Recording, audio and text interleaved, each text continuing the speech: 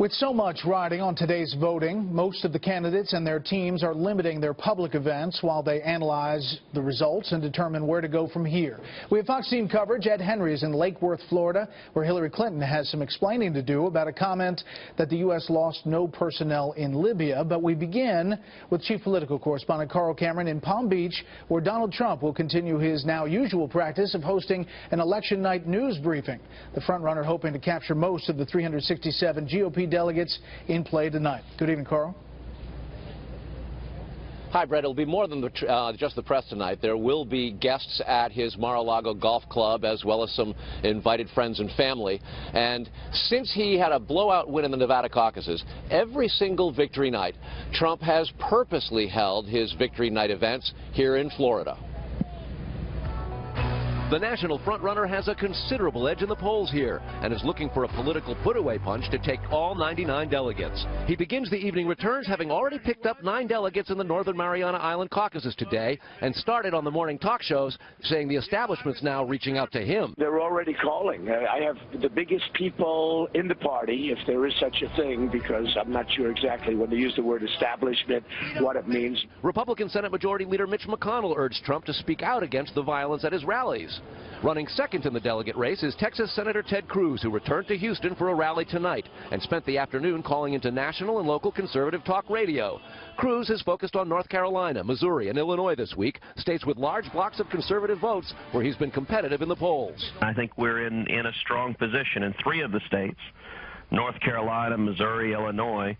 We are neck and neck.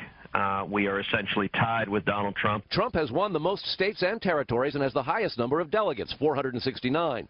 Cruz is less than 100 delegates behind with 370. Marco Rubio's third with 2 states plus Puerto Rico and 163 delegates, and Kasich's winless with 63. Rubio may be in for the toughest night of his political career, since this week's polls have indicated Trump is favored in Rubio's home state. I don't look at the numbers. I think a bunch of networks are going to have to ask their pollsters for their money back. Polls this election cycle are horrifying. John Kasich cast a ballot for himself in his home state of Ohio and plans to head to Pennsylvania tomorrow. Unlike Rubio, Kasich says if he loses his home state, he'll drop out. After seeing a list of Trump's remarks about women, Kasich says he'll take issue with it tomorrow. I've been very concerned. I just saw a commercial, I guess it was last night, of these comments that were made about women. I have 2 daughters. They see this stuff. What do you think they think? The anti-Trump super PAC, Our Principles, is running an attack ad with women repeating Trump's insults. Bimbo, dog, fat pig. Real quotes from Donald Trump about women. Trump says he cherishes women, and in states that have already voted, his vote take among women remains competitive. What's not yet clear is whether protests and occasional violence at his rallies will create a backlash at the ballot booth for Trump or his critics.